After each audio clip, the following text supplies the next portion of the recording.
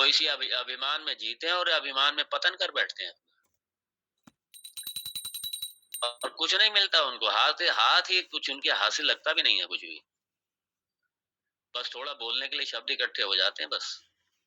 तो जहां रहते हैं, जहां थे वहीं रहते हैं वो, और उल्टा पाप अपने ऊपर और मोल ले लेते हैं, गुरु परंपरा की निंदा करके पाप उल्टा और ले लेते हैं, कहीं नहीं जाते।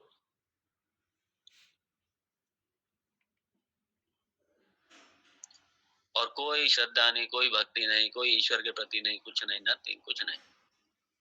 पर जैसे मैंने फलाना सब्जेक्ट पढ़ लिया वैसे वो अपना ये भी पढ़ लिया, गीता लाए कहीं से पढ़ने बैठ गया बस। भगवान ने इसलिए बड़ा स्पष्ट कर दिया, या श्रद्धया परिपठेत गुरु भक्तिया। और भक्ति भी किसमें, मत वचनेशु और गुरु दोनों में, शास्त्र और गुरु जिसमें, जब तक दोनों में ये भक्ति ना हो, श्रद्धा ना हो, जब तक ये स्पष्ट ना हो जाए कि इसके बिना कोई प्रमाण नहीं है और ये गुरु मुखात ये विद्या मुझे गुरु से मिलेगी। मैं अपनी बता रहा हूँ, मेरे एक टाइम था, किसी टाइम पे, बहुत पुरानी बात हो गई अब तो, ये किसी टाइम पे मेरा भी ये था कि बस अपने आप पढ़ लो बैठ करके, 10 साल पढ़ा बैठ कर, पहुंचे कहीं नहीं, उल्टा और अपना पतन किया। जब बाद में समझ में आया, ये बाद में समझ में आया कि ये ईश्वर की बड़ी कृपा हुई मेरे पे, और ईश्वर ने इसका मुझे दंड भी दिया, मेरा एक अभिमान था उसका मुझे दंड भी दिया, मुझे 2 साल तक। ये बड़ी कृपा हुई, ये भी मेरे ऊपर है, मेरा पाप धुल गया, मेरा पाप। उसके बाद जब ये गुरु की महिमा समझ में आई, शास्त्र के साथ साथ गुरु की जब महिमा समझ में आई, और जब विद्या सीखने को मिले, और जब उसके बाद में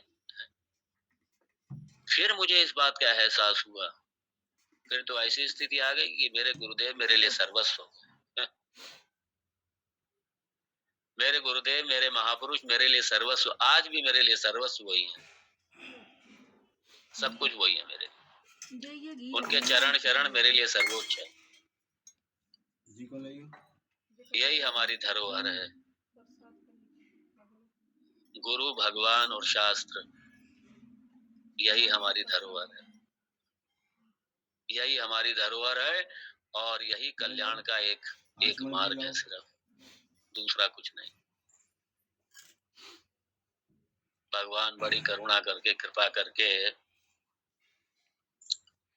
ये उपसंहार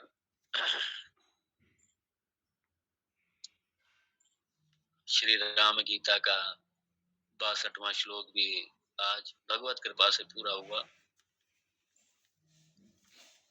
भगवान की बहुत बड़ी कृपा। दिल्ली मुझे जाना था, लेकिन अब दिल्ली जाना नहीं होगा। अब जब कभी जाएंगे तो इसलिए जो जा रहे हैं, अभी यहीं पे ही है, महादेव जी चाहते हैं यहीं पे रहें अभी। अब एक बार ये पूरा एक ओवरव्यू है, श्री राम गीता सार रूप में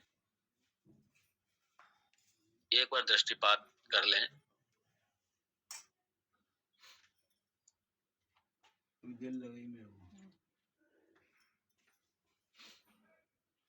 पहले तो ये समझना चाहिए, श्री राम गीता ये अध्यात्म रामायण के अंतर्गत है, अध्यात्म रामायण के अंतर्गत।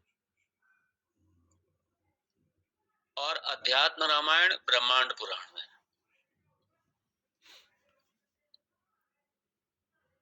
62 इसके श्लोक आपने देखा ही है। हाँ। और ये सारा जो वैदिक उपदेश है उसका ही सार है श्री राम गीता। और इसको हम मुख्यतः 5 मुख्य भागों में हम इसको विभक्त कर सकते हैं अपनी समझ के लिए। पहला है उपोद्घाता, मतलब आरंभ, आरंभ, इंट्रोडक्शन, परिचय, और वो है पहले श्लोक से छठे श्लोक तक। दूसरा इसका जो भाग है, दूसरा जो इसका विषय है, वो है मोक्ष मार्ग। ये है 7वें श्लोक से लेकर के 23 श्लोक, और उसके बाद में तीसरा है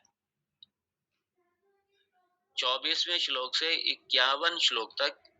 ये ज्ञान सार, ये विद्या है, आत्मविद्या है पूरी तरीके।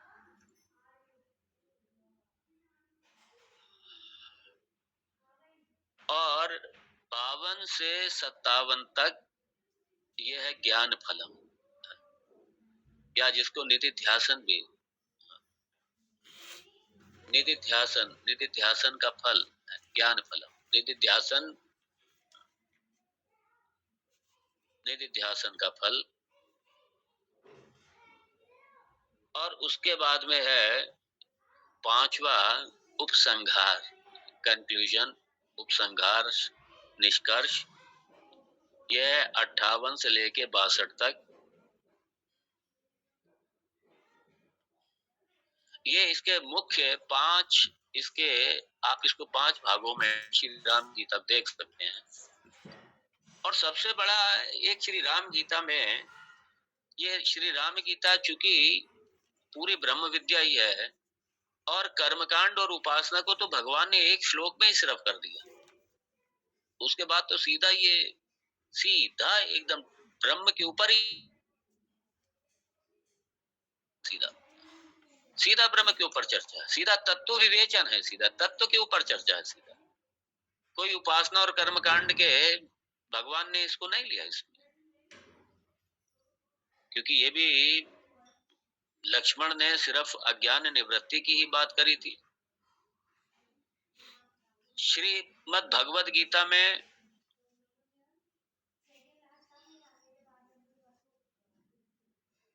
अर्जुन ने धर्म द्वय की बात की थी, धर्म द्वय की बात की थी। यहाँ पे एक धर्म सिर्फ अज्ञान निवृत्ति की ही, मोक्ष की ही बात करी लक्ष्मण ने। ये थोड़ा मुख्य अंतर है दोनों।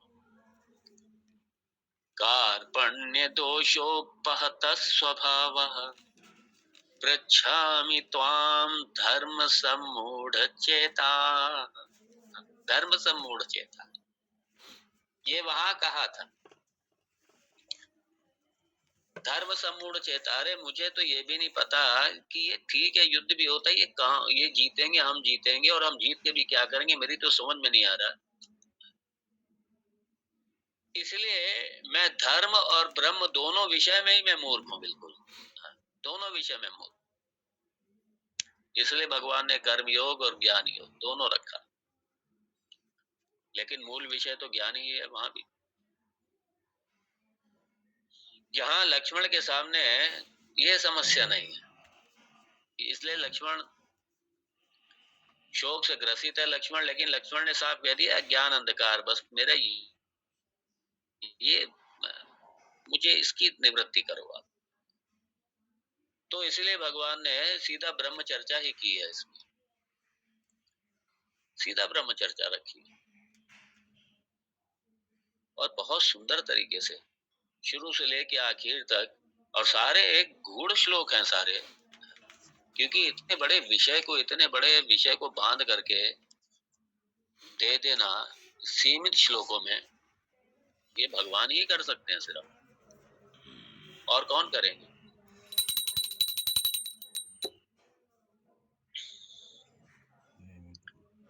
तो जो गाथा या इंट्रोडक्शन, परिचय, उसमें सबसे पहले गुरु और शिष्य, इन्हीं दोनों को ही इंट्रोड्यूस किया जाता है।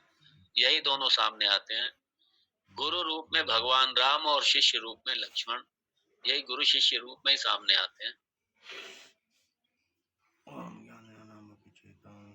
और संदर्भ जानते ही हम, प्रसंग जो था, प्रसंग यही था कि भगवान ने अपना जो अवतार का हेतु था वो पूरा किया, रावण वध किया, धर्म की स्थापना करी, निशाचरों का वध किया, सब कुछ किया और सीता अम्बा को लेकर के अयोध्या वापस आ गए। लेकिन उसके बाद में कुछ ऐसी लीला हुई कि सीता को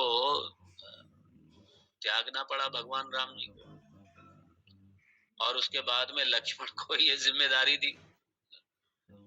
ये सब लक्ष्मण के जीवन का ये सबसे कठिन समय था, सबसे शोकमय समय यही था, और भगवान राम ने उसको लक्ष्मण को ही सौंपा ही क्योंकि भगवान राम भी ये चाहते थे कि ये ज्ञान प्रकट हो। भगवान राम भी चाहते थे कोई ज्ञान मांगने वाला हो तभी तो ज्ञान दूं मैं, किसको ज्ञान दूंगा मैं? जो पात्र को ज्ञान दिया जाता है, इसलिए इसका ज्ञान है, जो पात्र अधिकारी है उसको ज्ञान दे।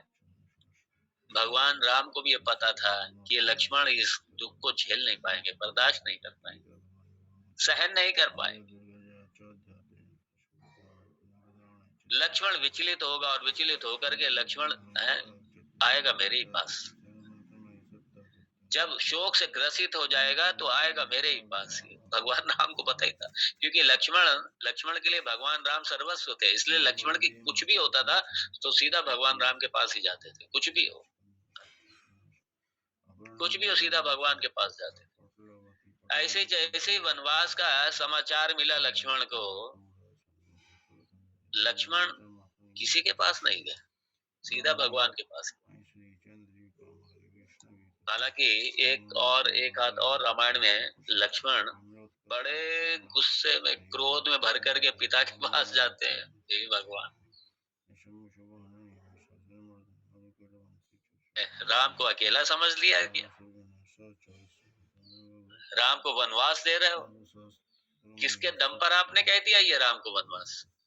आप सोचते हो राम अकेला है बिल्कुल, और आपके साथ में पूरी सेना है, पूरा राज्य है, पूरी अयोध्या है, इसलिए आप मनमानी करेंगे, राम को वनवास भेजेंगे आप? सारी सेना को सारी सेना को सबक सिखा दूंगा। कौन होते हैं आप राम को वनवास देने वाले? वो जरा भेज के तो देखे राम को वनवास, भेज के तो देखे कौन भेजते हैं राम को वनवास। ये डायलॉग दशरथ और लक्ष्मण का एक हाथ रामायण में दिखाया गया है। एनीवे, तो राम जी को ये पता है कि ये लक्ष्मण, क्योंकि लक्ष्मण के लिए सीता जी सर्वस्व है, सब कुछ, और लक्ष्मण को ही जिम्मेदारी दी ताकि अंदर का जो राग है निकल के सामने आए, ये शोक निकल के सामने आए, राग निकल के सामने आए। ये भगवान राम चाहते हैं कि ऐसी लक्ष्मण की स्थिति हो, और लक्ष्मण उस शोक की निवृत्ति, क्योंकि लक्ष्मण फिर ये मांगेगा इस विद्या को, ये राम जी को पता, इसलिए लक्ष्मण को सौंप, किसी और को भी सौंप सकते थे लेकिन लक्ष्मण को सौंपा, तुम जाकर के छोड़ के आओ। लक्ष्मण भी सीने पे पत्थर रख करके, भगवान कह रहे हैं, भगवान की आज्ञा है, राम जी को ना तो कर ही नहीं सकते, सोच भी नहीं सकते, कोई किंतु परंतु भी नहीं, लेकिन बड़े असमंजस में पड़ गए लक्ष्मण, और वही हुआ, छोड़ के आए तो रोते हुए छोड़ने गए तो रोते हुए, छोड़ के आए तो रोते हुए, आंसू ही नहीं थम रहे, बड़े शोक से ग्रसित। लेकिन ये भी था कि भगवान राम मेरे गलत तो नहीं कर सकते, जो भगवान राम सीता के लिए अपना सारा जीवन दांव पे लगा सकते हैं, वो मेरे राम गलत कैसे कर सकते, कैसे गलत कर सकते? लेकिन हुआ कैसे ये? लक्ष्मण शोक से ग्रसित, शोक से ग्रसित, और लक्ष्मण उसी शोक के साथ, जैसे शोक से ग्रसित अर्जुन था वैसे ही शोक से ग्रसित लक्ष्मण थे, और लक्ष्मण ने उसी शोक में ग्रसित होकर के भगवान से ये विद्या मांगी। समझ गए कुछ ना कुछ, क्योंकि भगवान राम को कोई शोक नहीं है, उन्होंने ये भी देखा भगवान राम को कोई शोक नहीं है और मैं शोक से ग्रसित हूँ, इसका मतलब कहीं ना कहीं कुछ गड़बड़ है। आखिर इनको शोक क्यों नहीं है? जो राम अपनी सीता के लिए अपने प्राणों की हर तरीके से बाजी लगा करके प्राणों को हर तरीके से दांव पे लगा करके अपने सीता की रक्षा के लिए, सीता को पाने के लिए जिस राम ने सब कुछ किया, और आज वो सीता को खुद भेज रहे हैं और उसके बाद उनको कोई शौक भी नहीं है इसी तरीके का। मुझे क्यों शौक? कहीं ना कहीं कुछ गड़बड़ है। और राम जी से अच्छा कोई आचार्य, कोई गुरु मिल नहीं सकते, इसलिए सीधा भगवान राम के